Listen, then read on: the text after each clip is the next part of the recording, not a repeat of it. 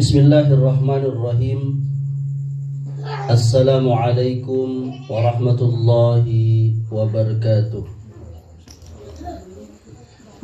Innal hamdalillah nahmaduhu wa nasta'inuhu wa nastaghfiruh wa na'udzu billahi min sururi anfusina wa min sayyiati a'malina. Man yahdihillahu fala mudilla lahu wa man yudlil fala hadiyalah. Ashhadu an la ilaha illallah wahdahu la syarikalah wa ashhadu anna Muhammadan abduhu wa rasuluh sallallahu alaihi wa ala alihi wasallam.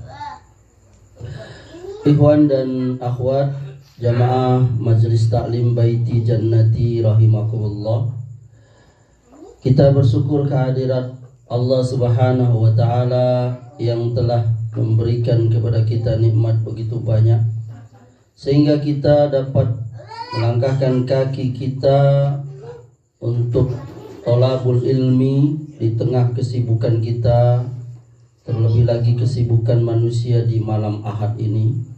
Akan tetapi kita menghabiskan waktu kita sejam 2 jam untuk sama-sama kita hadir di taklim ini, yang kali ini bersedia menjadi tuan rumah adalah saudara kita Hasnul dan istri dan keluarga besar. Semoga Allah Subhanahu wa Ta'ala menjadikan kajian di rumah beliau ini menjadi keberkahan di rumah tangga beliau, menjadi bertambah sakinah, mawaddah warahmah. Amin ya rabbal alamin. Ikhwan dan akhwat rahimakumullah, kita akan melanjutkan dan kita sepertinya telah sampai di bab-bab terakhir pembahasan tentang pendidikan terhadap anak.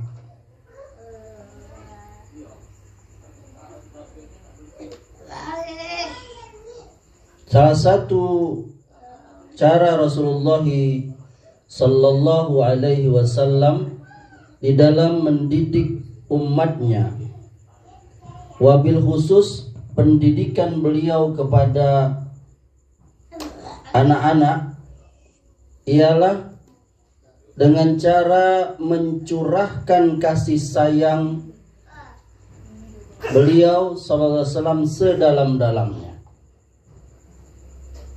Allah Subhanahu wa Ta'ala berfirman, wa innaka la'ala khuluqin azim. Sesungguhnya engkau ya Muhammad adalah seorang yang memiliki akhlak yang agung. Khuluqin azim, akhlak yang sangat agung, budiman yang sangat besar. Di dalam surah Al-Qalam ayat 4 ini. Ini menunjukkan bahwa beliau memiliki akhlak yang sangat sempurna, yakni sebagai hamba Allah, sebagai manusia. Tidak ada manusia yang akhlaknya sempurna melainkan beliau sallallahu alaihi wasallam. Termasuk akhlak beliau di dalam rangka yang sedang kita bicarakan ini. Apa itu? Yakni bagaimana mendidik anak itu, bagaimana kita menjadi sebagai orang tua. Karena beliau adalah suri teladan yang paling sempurna, maka beliau telah memberikan contoh itu, dan Allah langsung yang memuji beliau. Betul? Wa innaka la'ala khuluqin azim. Allah langsung memberikan pujian itu. Engkau Muhammad adalah orang yang berakhlak yang agung. Dan bahkan manusia pada saat itu, orang-orang kafir jahiliyah penduduk Mekah itu, beliau memberi gelar siapa? Al-Amin. Orang yang dipercaya.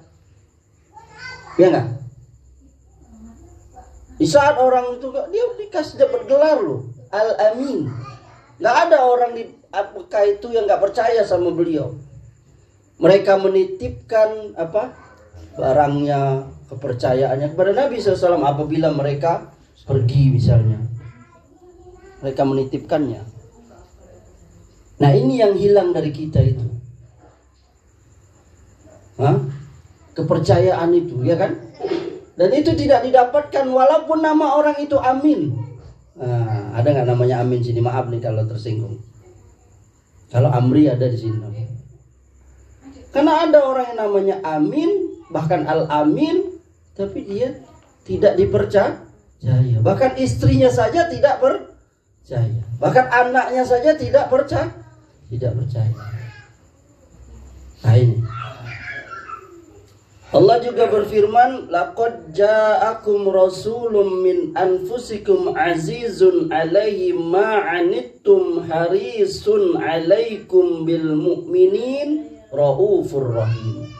Kata Allah, sesungguhnya telah datang kepadamu seorang rasul dari kaummu sendiri. Berat terasa olehnya penderitaanmu, sangat menginginkan keimanan dan keselamatan bagimu. Amat belas kasihannya, lagi penyayangnya terhadap orang-orang mukmin. Surah At-Taubah ayat 128. Ini ayat yang kedua ini juga memberikan pujian, yakni Allah memuji Nabi SAW. Beliau katakan bahwa dia sangat menginginkan keimanan kepada umatnya ini. Dan dia, kata Allah, Muhammad ini sangat belas kasihan lagi penyayang, yakni kepada orang muslim. Dan juga banyak ayat-ayat yang lain ya dari Al-Quran. Adapun dari sabda beliau, dari hadis Nabi SAW juga ada. Salah satunya dari Abu Hurairah, dia berkata Rasulullah SAW pernah mencium Hasan bin Ali. Mencium siapa? Hasan bin Ali. Siapa itu Hasan bin Ali? Cucu kecintaan beliau. Nah, di situ ada sahabat yang bernama Aqra bin Habis. Aqra bin Habis ini dia sedang duduk. Lalu dia melihat, nah itu, yakni Nabi mencium siapa? Cucunya itu Hasan. Apa kata Aqra? Sesungguhnya aku ini punya 10 orang anak. Berapa? 10 orang anak.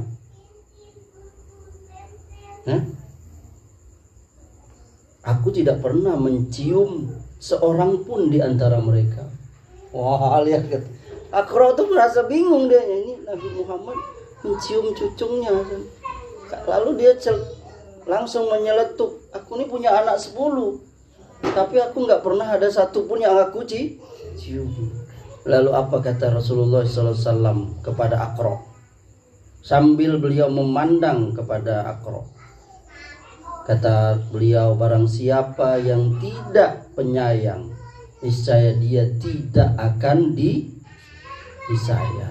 Subhanallah. Man la yarhamu la yurhamu. Barang siapa yang tidak penyayang, niscaya tidak disayang. Riwayat Bukhari, Muslim, Tirmizi juga, Ahmad juga, dan yang lain-lain. Jadi maksudnya di sini al-jaza'u min jinsil amal.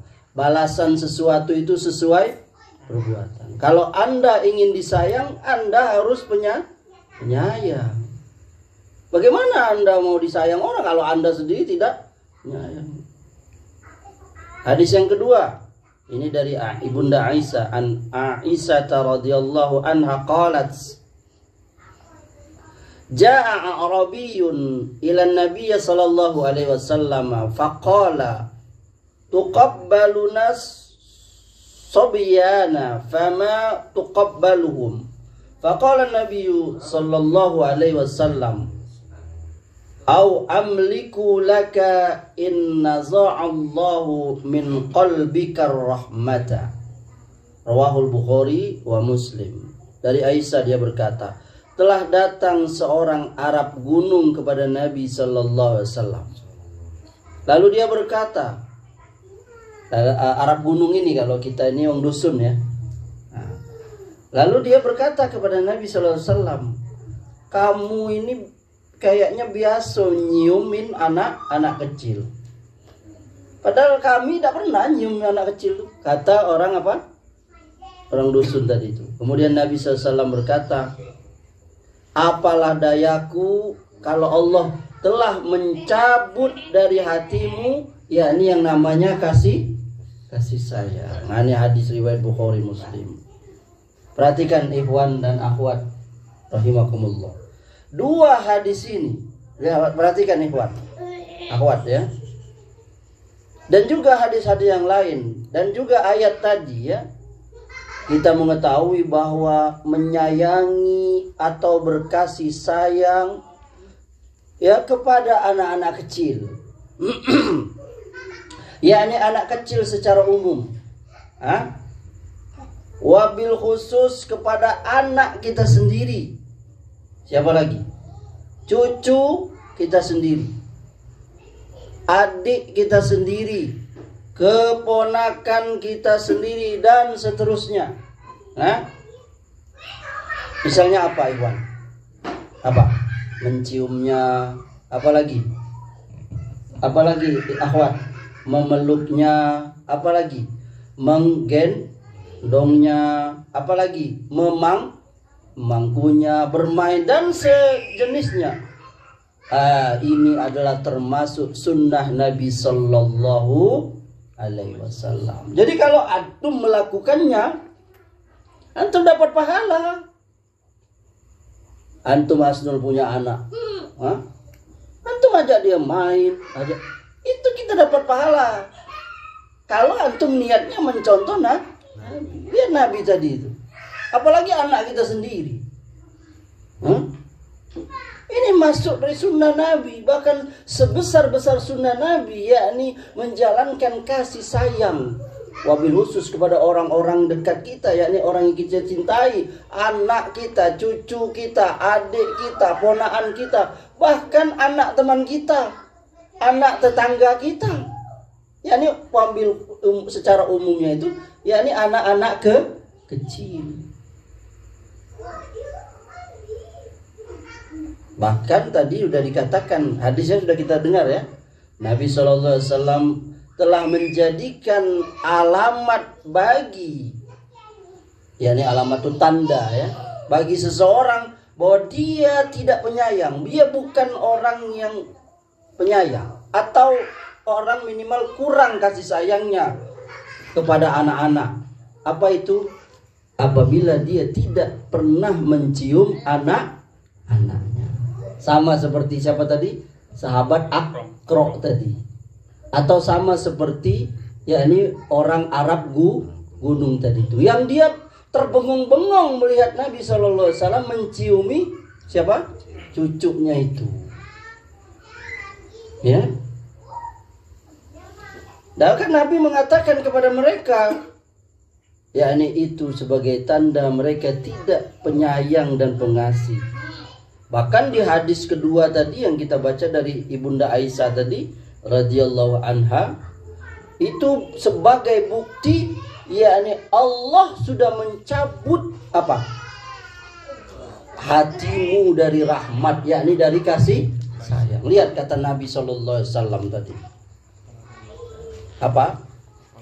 Au amliku laka inna za'allahu min qalbika rahmah. Apa dayaku kalau Allah sudah mencabut dari hatimu rahmat, yakni yang namanya kasih sayang. Bagaimana tadi itu Akro tadi punya 10 anak, tidak pernah dicium, ya subhanallah. 10 anak, dan dia mengakui tadi. Alangkah kerasnya hati itu. Kayak Nabi SAW mengatakan tadi. Jadi Allah sudah mencabut dari hatinya itu kasih sayang itu. Kenapa? Karena kalau kepada anaknya saja dia tidak melakukan itu, macam mana kepada anak? Gimana? Kepada anak orang lain.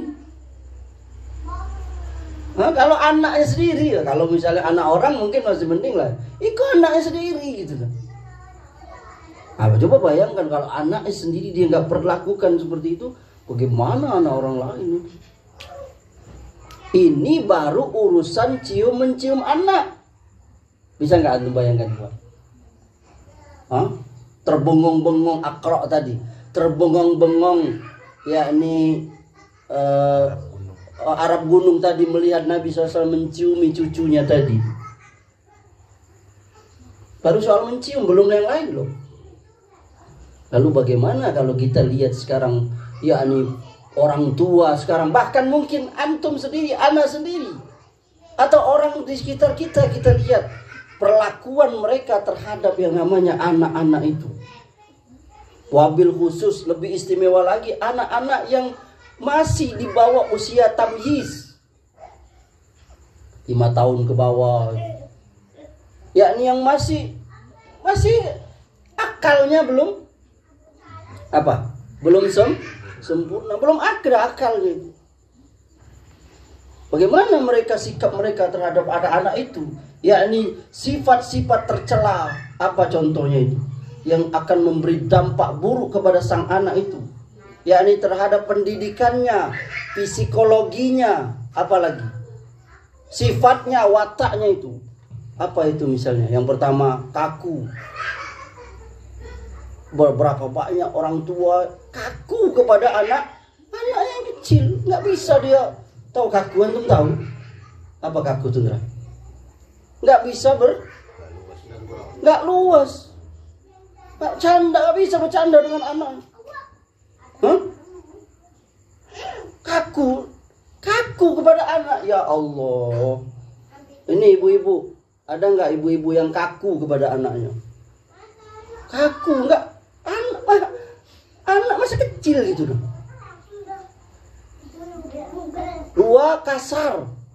Bantu berapa banyak anak diperlakukan oleh orang tuanya kasar, dijenggut, ditarik. Coba bayangkan antum. Yang ketiga, keras. Nah, tahulah keras ya. Keras sekali. Padahal anak itu masih kecil, masih balita gitu. Antum lihat. Atau yang keempat, berteriak-teriak, dibentaknya, dimarahinya. Anak masih. Antum pernah nggak menyaksikan orang tua yang memarahi anaknya, bahkan di depan orang banyak? Anak masih kecil, dia numpahin apalah misalnya, lalu keluar kata-kata, ya Allah. Dan ini biasanya ya, memang kita lihat dari keluar dari orang tua yang dia belum siap menjadi orang tua kadang-kadang. Karena mungkin umur muda, belum banyak pendidikan yang dia peroleh merawat anak. Anak dimarah-marahi di depan orang lain, masih kecil anak, balita ya, wabil khusus ya. Diparah, dibentak, yang membentak-bentaknya. Tahu membentak-bentaknya? Selalu marah-marah, bahkan memukulnya, bahkan nauzubillah min zalik, menumpahkan darahnya, yakni apa? Membunuhnya. Ya Allah, berapa banyak orang tua yang sampai tega, yakni membunuh anaknya itu. Kita lihat berita ya kan, berapa banyak orang tua yang karena emosi, karena kekesalan, bahkan karena kesalahan orang lain ditimpakan kepada anaknya. Ada istri yang karena marah dengan istrinya, marah suaminya, lalu anaknya yang dibunuhnya. Antum lihat berita itu di TV. Ada suami yang marah karena istrinya, lalu anaknya itu yang dia benamkan di mana? Di bak mandi dan dibenturkannya kepala. Hanya karena mengganggunya ketika dia sedang istirahat. Bahkan ada yang yakni mendoakan celaka anaknya itu, yakni apa? Ibu-ibu menghardiknya. Ini hati-hati loh ibu-ibu. Coba bayangkan anak itu gimana dia nggak tumbuh sebagai, kalau setiap hari dimarahin emaknya tuh, apa kata emaknya? Matilah kau. Nih maaf ya, anak mencontohkan saja. Binatang, keluar kata-kata apa? Kebun binatang itu. Ya Allah. Setiap hari itu. Coba antum bayangkan. Coba kalau kita lihat tinggal di kota besar, rumahnya padat, kontrakan ya kan? Keluar kata. Kenapa Ustaz Amri ngomong gitu? Ya, anak pernah tinggal di mana? Di Jakarta tuh yang kondisi seperti itu.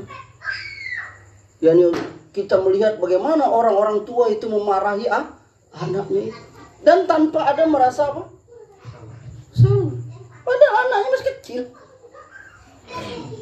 Belum lagi anaknya nanti melihat pertengkaran bapaknya itu. Yakni melayangnya apa? Piring, meloncatnya sendok, terbaliknya kuali itu. Ya subhanallah. Oleh sebab itu ikhwan dan akhwat rahimakumullah, wajib kita ya sebagai orang tua itu menyayangi, mengasihi, belas kasihan, berlemah lembut sedalam-dalamnya kepada anak-anak kita itu. Dan perlu memang kesabaran yang tinggi dalam menghadapi anak-anak. Yani anak-anak itu fitnah bagi ujian bagi kita. Dulu sudah pernah bahas ya di awal-awal bab pembicaraan kita itu. Salah satu resiko kita jadi orang tua itu harus punya sabar yang tinggi.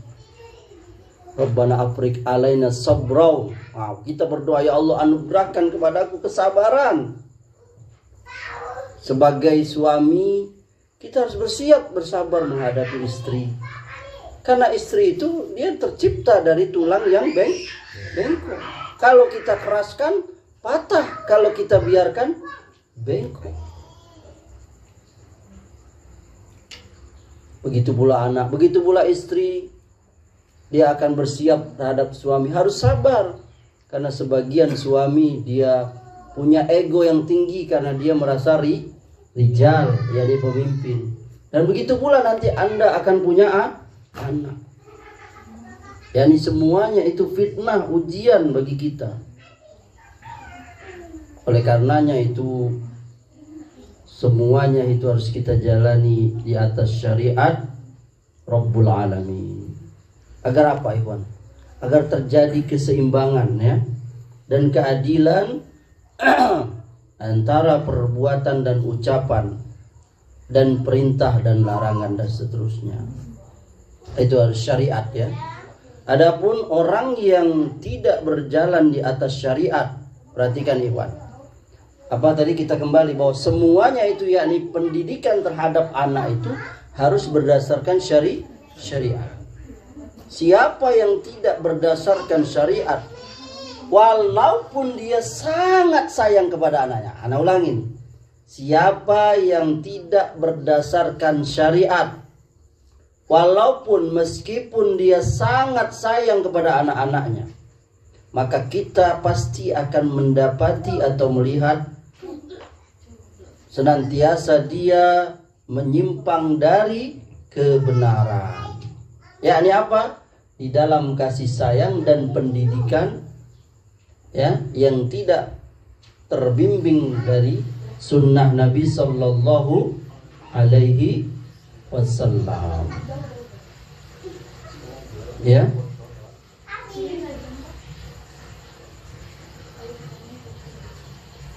Kenapa? Karena kasih sayang yang mereka itu hanya sebagai tabiat saja, bukan karena mengikuti sunnah. Kan tabiat manusia juga punya apa? Punya rasa kasih sayang kan? Tapi dia hanya sebagai tabiat saja, bukan karena mengikuti sunnah. Sedangkan tabiat itu ya itu tidak dapat memimpin kita kepada yang namanya kebenaran ya? Dan menjelaskan yang batil. Kenapa? Karena dia tidak dibimbing oleh yang namanya wahyu. Yakni wahyu Alkitab dan sunnah. Kenapa? Karena kasih sayangnya itu hanya mengandalkan insting. Apa? Insting. Mengandalkan naluri, tabiat. Oleh karenanya nanti kita akan dapati dua. Perhatikan Iwan. Dia akan sikap terhadap itu ada dua. Yang pertama, orang tua yang bersikap kaku dan kasar di dalam mendidik anak-anaknya. Tapi mereka anggap ini adalah bentuk kasih sayang. Kan lucu kan? Ngapa kamu, ini kan aku sayang dengan dia. Ya ini anak dibentaknya, digebuknya. Inilah bukti sayangnya kan. Atau yang kedua, orang tua yang di dalam menyalurkan kasih sayangnya itu dengan kebodohan. Sehingga apa yang terjadi? Yakni dia ikuti baik apa kehendak anaknya itu. Meskipun lah jele-jelenian, kalau bahasa Inggrisnya itu lah cetonian, yakni melanggar aturan agama. Dua-duanya itu gak bagus. Kita sebagaimana sifat dari Ahlus Sunnah itu apa? Wasatan. Apa itu? Pertengahan. Kita bukan Jabariyah, kita bukan Qadariyah, kita bukan Syiah, kita bukan Khawarij. Hah? Semua Ahlus Sunnah itu di pertengahan. Sama seperti sikap terhadap anak itu. Kita bukan orang tua yang marah terus dengan anak, bentak-bentak sampai kecut anak itu, sampai stres anak itu, bahkan mempengaruhi psikologinya, bahkan jadi berubah wataknya itu, bahkan dia jadi anak yang pendendam, bahkan itu membuat karakter dia. Ternyata berapa banyak anak-anak itu dia melampiaskannya di sekolah itu karena tiap hari dia mendapatkan perlakuan yang buruk dari orang tuanya di rumahnya.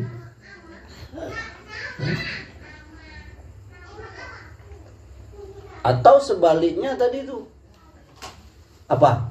Ya ini anaknya dibiarkan saja apa yang dia mau.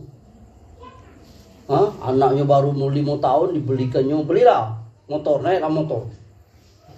Ya kan? Dan itu akal, padahal anaknya akalnya belum sempurna. Sehingga mainlah anaknya tadi motor listrik tadi itu. Akhirnya dipijaklah oleh tronton anak itu. Hancur badannya, ya Allah. Kenapa? Karena alasan kasih sayang ini. Jadi dua macam orang tua yang kita sebutkan tadi, dan juga banyak ragam lainnya. Itu kita akan jumpai itu.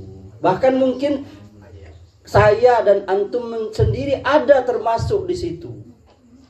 Nah, ini perlunya kita ngaji itu, ikhwan. Kenapa? Sebabnya karena kejahilan.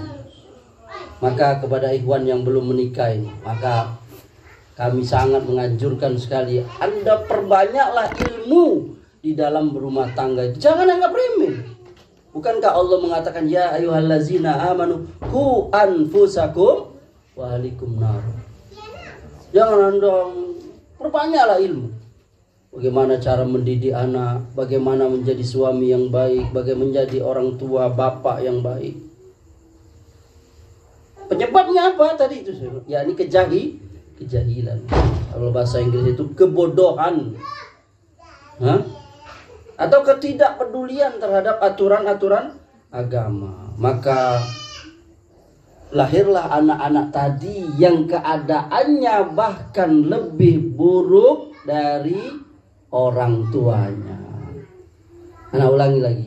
Jadi hadirlah generasi selanjutnya itu, generasi penerus itu yang ternyata lebih buruk dari orang tuanya. Nauzubillah summa nauzubillah. Itu bab yakni berkasih sayang di dalam mendidik anak. Antum garis bawah itu, ikhwah. Berkasih sayang dalam mendidik anak. Nah, kita lanjutkan, yakni bagaimana kalau seseorang itu memiliki anak yang banyak. Yakni anaknya lebih dari berapa? Lebih dari 1. Di antara tarbiyah, yakni pendidikan dan hak anak di dalam Islam dari orang tua, dari kita ikhwan, akhwat, yakni kewajiban kita berlaku adil kepada mereka. Ana ulangi, adil kepada mereka. Wabil khusus dalam pemberian atau hibah atau hadiah di dalam segala hal yang disukai. Ya. Apa itu? Pertama, apabila seorang bapak memberikan sesuatu kepada salah seorang atau sebagian anaknya, sedangkan yang lain tidak diberi, maka dia tidak berlaku adil sampai dia menyamaratakan pemberiannya tersebut kepada anak-anaknya yang lain. Ketika itulah dia dikatakan telah berlaku adil kepada anak-anaknya. Jadi kalau anaknya diberikan A, maka anak yang lain juga diberikan A. Anak yang satu diberikan B, maka anak yang lain juga diberikan B. Yang kedua, kaum salaf, yakni para pendahulu kita itu menyukai sikap adil kepada anak-anak di dalam segala hal. Seperti di dalam silaturahim, menghubunginya, dan lain-lain. Dalam hal ini nggak dibedakan, baik itu anak laki-laki atau anak perempuan. Yakni tidak seperti halnya waris. Kalau waris memang dibedakan, yakni anak perempuan separuh dari anak laki-laki. Demikian juga tidak dibedakan anak-anak yang masih kecil atau dewasa, atau seibu sebapak atau sebapak saja. Semuanya sama diberikan di dalam pemberian atau yang terkenal dengan yang namanya hibah.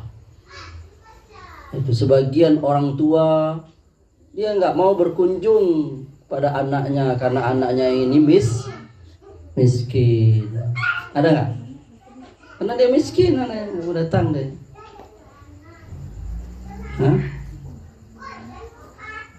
Nah, dalilnya itu salah satunya ini hadis Nu'man bin Bashir, yang hadis ini terkenal di kalangan kita. Ya. Dari Nu'man bin Bashir, dia berkata, sesungguhnya bapaknya pernah membawanya kepada Rasulullah sallallahu alaihi wasallam. Lalu dia, yakni bapakku, kata Bashir, Nu'man bin Bashir, berkata, sesungguhnya aku telah memberikan kepada anakku ini seorang budak kepunyaanku, kata bapak si Nu'man.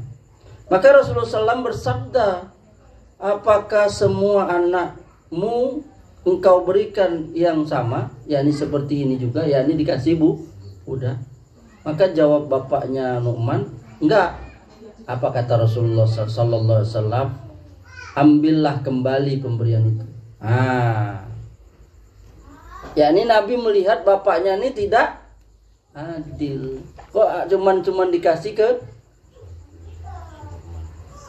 Nu'man saja. Ini hadis riwayat Bukhari Muslim ya. Dalam riwayat yang lain dari Amir, yakni Asy-Sya'bi, dia berkata, aku pernah mendengar Nu'man bin Bashir berkata di atas mimbar, bapakku, ini hadisnya sama ya, pernah memberikan sesuatu pemberian kepadaku.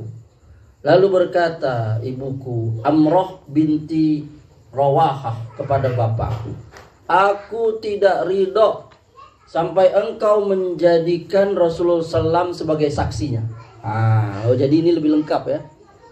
Kemudian bapakku, kata Nu'man, mendatangi Rasulullah SAW dan berkata, sesungguhnya aku telah memberikan kepada anakku, yakni dari istriku yang bernama Amroh binti Rawahah, suatu pemberian. Lalu dia meminta kepadaku agar supaya aku menjadikan engkau sebagai saksinya ya Rasulullah. Maka sallallahu alaihi wasallam bersabda, apa engkau memberikan juga kepada anak-anakmu yang lain seperti ini? Maka jawab bapakku, enggak.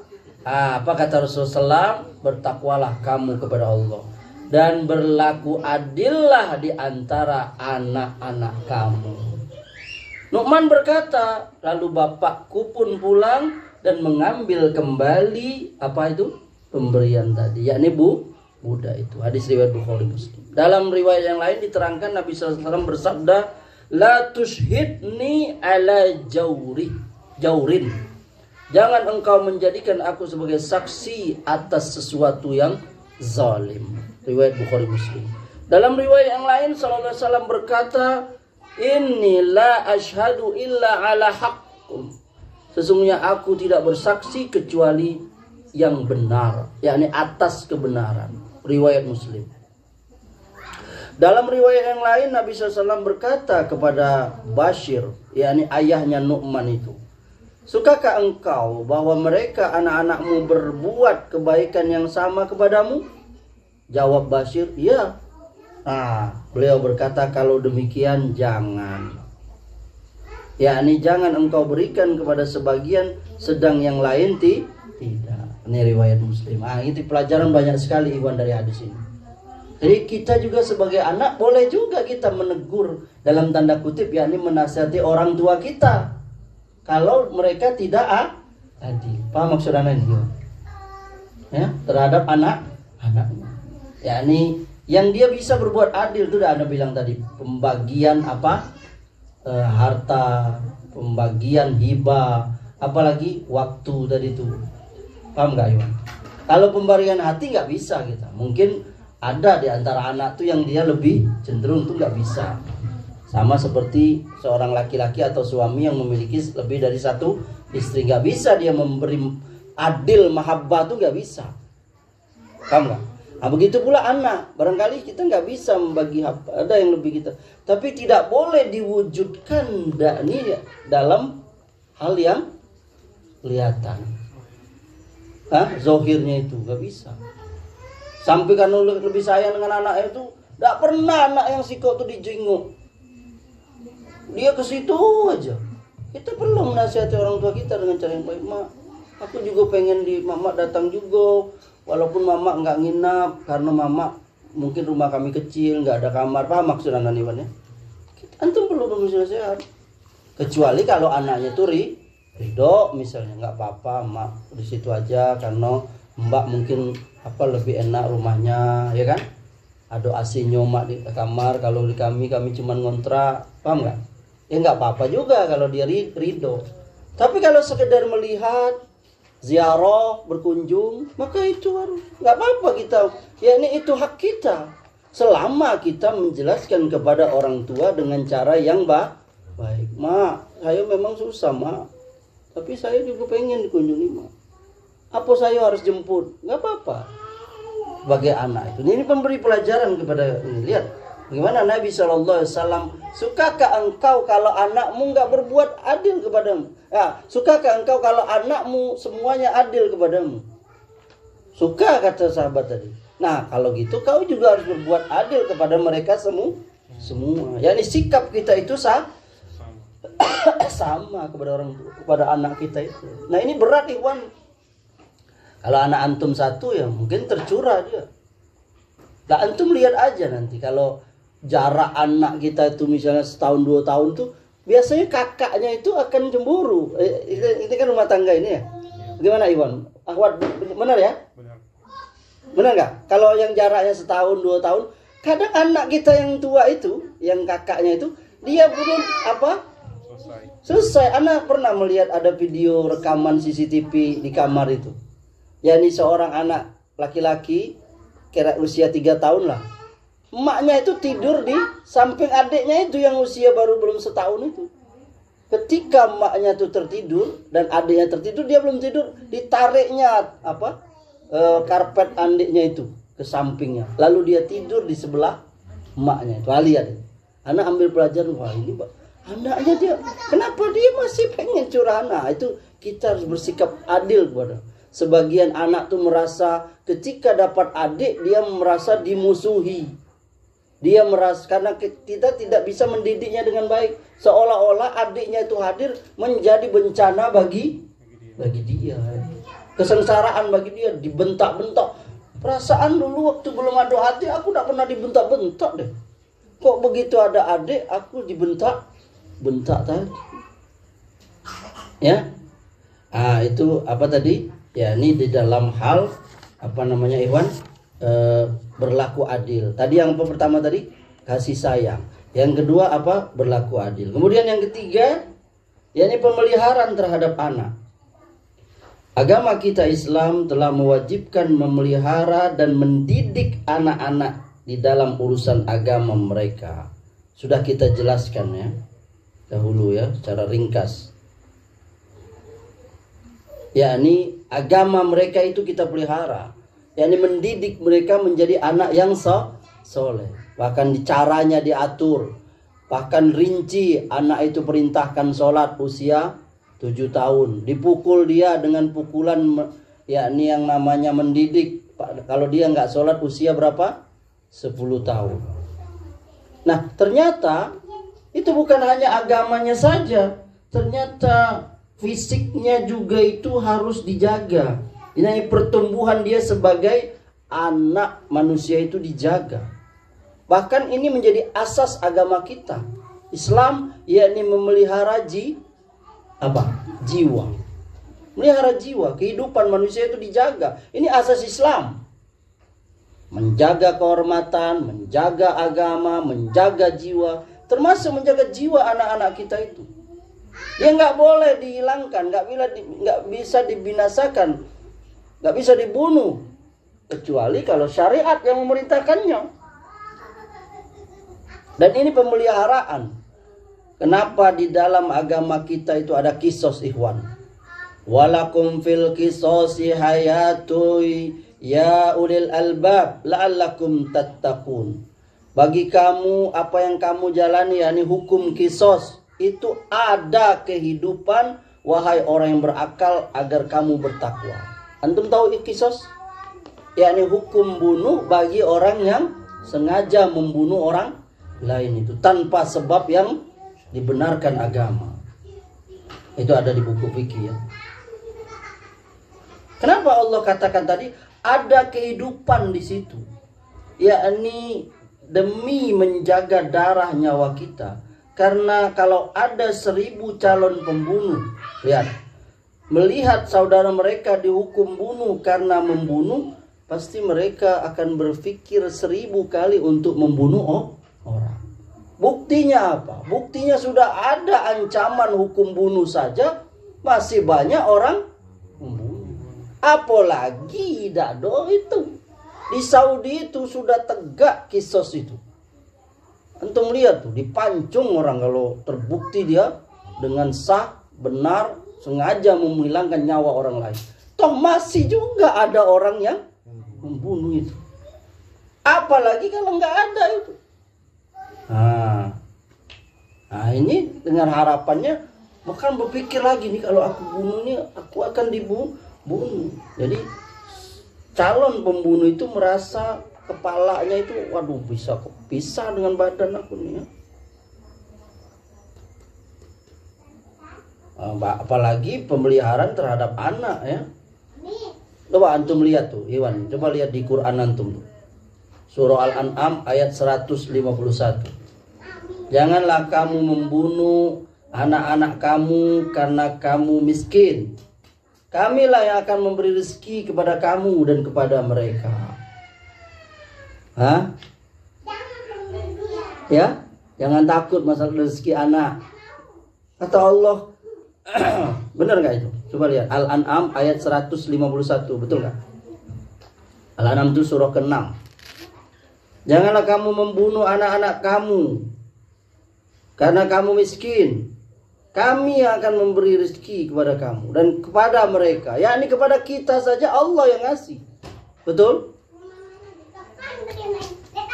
Di ayat yang lain di surah Al-Isra ayat 31. Janganlah kamu membunuh anak-anak kamu karena takut miskin. Kamilah yang akan memberi rezeki kepada mereka dan juga kepada kamu. Sesungguhnya pembunuhan terhadap mereka itu satu dosa yang sangat besar. Rasulullah SAW pernah bersabda, di antara dosa yang paling besar ialah engkau membunuh anakmu lantaran takut dia makan bersamamu. Ya? Betul Iwan? Al-An'am 151, Al-Isra ayat 31. Lihat nih. Dulu di zaman Nabi SAW anak perempuan tuh dikubur hidup-hidup. Dan zaman sekarang orang lebih sadis lagi. Kenapa Ikhwan? Kenapa Ahwat zaman sekarang lebih sadis lagi? Bahkan kita temukan bayi yang masih merah itu bahkan masih ada pusarnya terbuang di tempat sampah, di selokan, di semak, dikerubungin.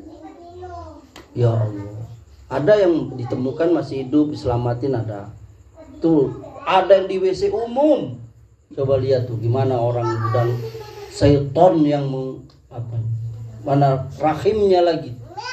Bahkan belum lahir sudah dibunuh. Ya, ini yang namanya apa?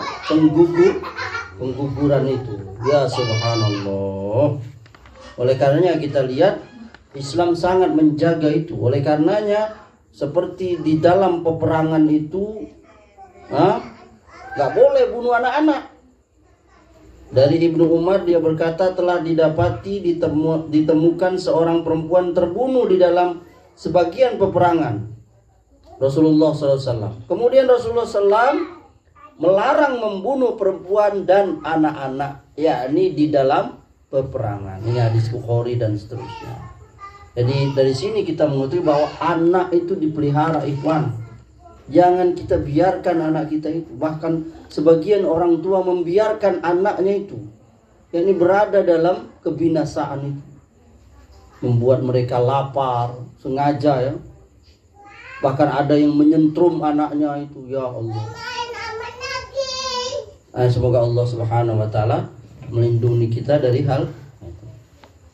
Kemudian yang terakhir Ikhwan, poin nomor ke-36 dari pembahasan kita tentang anak ini, yakni bid'ah-bid'ah di dalam kehamilan dan kelahiran. Yang pertama, membatasi kelahiran. Ini bagian ulama ini adalah bid'ah yang sangat mungkar, yang buruk sekali, tersebar ke negeri-negeri Islam dan banyak diamalkan kaum muslimin dalam rangka mereka mentaati orang-orang kufar. Yang sebenarnya alasan itu tidak sesuai dengan syariat Islam, yakni mereka membatasi kelahiran anak itu. Padahal kan kita sudah baca hadisnya di awal-awal dulu, yakni Islam itu menggemarkan seorang muslim banyak anak. Ini marah mereka batasi, ini bid'ahnya itu. Yang kedua, menjarangkan mengatur kehamilan menurut istilah dan alasan serta kaidah yang dibuat oleh syaitan dan orang-orang kafir. Bukan karena memang ada syar'inya membatasi itu, karena memang ada pembatasan secara syar'i itu, karena misalnya kesehatan dan sebagainya. Yang ketiga, bid'ah-bid'ah dalam kehamilan kelahiran ini menjaga wanita hamil dari gangguan setan dengan memakai misalnya peniti dan gunting. Ini bid'ah ini. Bahkan ini masuk ke syirik karena menjadikan gunting dan peniti jimat. Perhatikan ibu-ibu ya. Ibu-ibu terutama nih. Ada wanita yang hamil disuruh bawa gunting, betul lah ibu-ibu? Pakai peniti. Ini masih banyak ini. Jangan antum, Ustadz ngomong ini masih banyak. Anak nggak bosan-bosan kalau bicara soal tauhid. Kemarin pengajian di rumah Peri juga kan, anak bahas itu juga. Nih bahas lagi. Karena ini masih banyak Ikhwan. Antum udah ngaji, saudara-saudara kita masih banyak yang di dusun-dusun, yang mereka masih percaya ini. Ya ini kalau orang hamil suruh bawa gunting. Istri antum bawa gunting nggak dulu? Alhamdulillah. Tanggung bilang bawa gunting, bawa M16 saja atau AK-47 kalian, ya kan? Tapi itulah namanya. Setan itu memberikan syubhat itu sehingga orang menjadi takut. Ya. Nah, ini bid'ah bahkan syirik ini, yakni menjadikan jimat-jimat. Padahal Rasulullah mengatakan innar ruqa wa tiwala wa tama'in syirkun. Jampi-jampi jimat-jimat itu syirik. Boleh. Antum masih bawa peniti enggak? Ada lagi kan? Kalau ngaji di Baiti Janati masih percaya gitu, gimana yang tuh? Keluarkan itu, kasih tahu keluarga besar kita di grup-grup keluarga tuh, kasih tahu aja. pelajaran malam ini kami ulangi lagi. Tidak boleh seorang wanita muslim yang hamil melahirkan pakai peniti, pakai gunting dan seterusnya, cermin, supaya dalam rangka menolak setan, jin, kuntilanak, kuntil bapak, kuntil mak. Sholat ada. Itu syirik. Yang keempat, selamatan 7 bulan hamil. Nah, ini nggak ada ini. Sudah kita bahas ya. Nggak ada ini. Nah, itu tadi, itulah karena itu terbawa daripada adat istiadat, padahal itu perlu diluruskan itu bukan dari Islam. Kalau alasannya 7 bulanan itu nyawanya udah nyawa itu kan sudah belajar ya, ini 4 bulan ruh itu di. Yang kelima, bacaan-bacaan tertentu bagi wanita yang sedang hamil atau melahirkan. Ya, nggak ada yang. Sebagiannya misalnya baca surah Yusuf supaya anaknya gantung. Bapaknya hitam, maknya hitam, gimana? Malah curiga orang nanti anaknya putih. Dari mana ini anaknya? Mau baca surah Yusuf berapa kali juga. Bukan berarti nggak boleh baca surah Yusuf, bukan. Boleh saja baca surah apa aja boleh, tapi mengkhususkan atau punya keyakinan baca surah Yusuf supaya ganteng tuh. Nah itu yang nggak boleh, paham ya Iwan? Jangan salah. Nanti kalau baca surah Al-Baqarah anakmu jadi sapi apa? Kan enggak. Boleh saja baca, tapi keyakinan tadi itu, ya. Ada lagi nih, ini berbau tahayul juga, khurafat. Sebagian manusia bahkan muslim meyakini kalau perempuan hamil tidak boleh membunuh hewan. Ya kan? Hewan tidak boleh membahayakan. Ini enggak apa-apa kalau memang hewan itu membahayakan. Suami dia boleh mancing. Sumbing, Pak. Iya. Aduh, kalau kita bahas mungkin banyak itu. Antum catat aja di rumah, nggak apa-apa, jadikan buku ini. Antum belilah buku, jujur saja. Bid'ah, khurafat, tahayul yang ada di sekitar kita itu tadi. Catat itu, yang nggak ada itu misalnya. Ya ini istri hamil nggak boleh mancing, ya kan? Lakinya dapat duit dari mancing itulah, nganggur 9 bulan aku. 7, ya. Keyakinan mereka bahwa perempuan hamil tidak boleh melihat sesuatu yang buruk atau jelek. Khawatir nanti anaknya akan lahir seperti yang dia lihat. Ini nanggung ini. Yang ke-8, membacakan Al-Quran kepada anak yang masih dalam kandungan. Bahkan memberi salam kepada anak itu. Ini enggak ini. Yang ke-9, keyakinan mereka bahwa wanita hamil nggak boleh melihat mayat orang mati. Ini nggak ada, nggak apa-apa. Yang ke-10, marah karena mendapat anak perempuan. Nah ini di Quran kan sifat orang jahiliyah dulu, ya ini kalau dapat anak perempuan wajahnya merah padam, menahan marah, malu. Padahal nggak apa-apa. Berapa banyak orang pengen dapat anak perempuan. Nah, yang ke-11, keyakinan sebagian mereka ari-ari itu saudara kembar bayi. Bahkan mereka tanam kubur di samping rumah. Ya, bahkan tadi itu dikasih lampu. Sebagian keyakinan dikasih buku, dikasih pulpen supaya anaknya harusnya dikasih kalkulator. Kasih kalkulator biar lebih pintar. Ini bukan di jalan. Ini nggak ada itu. Kasih ke laptop.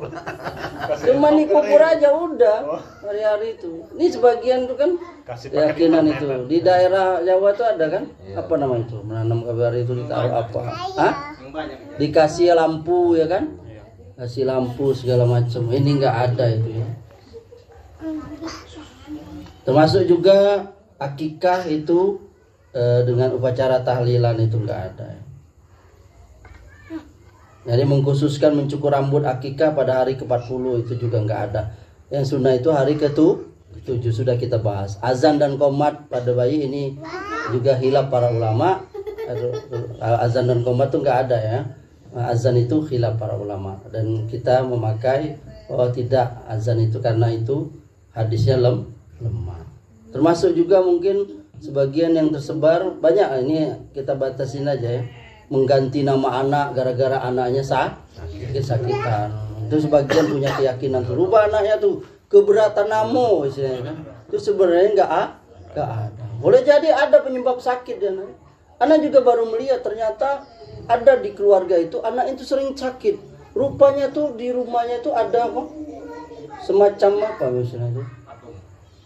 Bukan sarang laba-laba itu. Entah sarang laba-laba atau pokoknya itu tempat kuman dan bakteri gitu nah. Lembab ya kan? Jadi bukan karena ada apa-apa, memang rumah itu nggak sehat gitu. Nah, sebagian mereka menganggap bahwa ini beratan nama. Udahlah jangan dikasih nama Soeharto, Soekarno berat. Kasih nama aja Engki, ya Allah. Sekop ya Allah. Kalau dulu orang kecil itu kalau nak ganti nama terus potong kambing dulu. Nah, nggak ada, apalagi itu tambahin. Nggak ada itu. Ya? Nah, jadi banyak sekali lah yakni bid'ah dalam hal kehamilan dan kelahiran ini. Nah, nanti antum lihat sendirilah ya. Tuh, apalagi yang menyangkut akidah itu tadi yang kita sebut tadi ya, terutama jimat-jimat orang hamil, perempuan apa. Kalau misalnya dia disuruh makan bergizi ya itu syar'i itu. Belikan anak istri kita hamil ya kan, berikan dia makanan yang enak, yang sehat. Nah, itu harus itu syariat itu. Tapi kalau suruh bawa gunting apa tadi itu enggak ada itu. Barangkali ini ikhwan yang bisa kita sampaikan. Insyaallah bab pembahasan kita seputar anak ini selesai. Insyaallah pada pertemuan yang akan datang kita akan memasuki pembahasan yang lain. Mudah-mudahan ini bermanfaat. Ada yang bertanya atau ingin menambahkan? Ada ibu-ibu? Cukup? Nah, kalau nggak ada, kita cukup. Kita akhiri dengan kafaratul majlis. Subhanakallahumma wa bihamdika asyhadu an la ilaha illa anta astaghfiruka wa atubu ilaik. Assalamualaikum warahmatullahi wabarakatuh.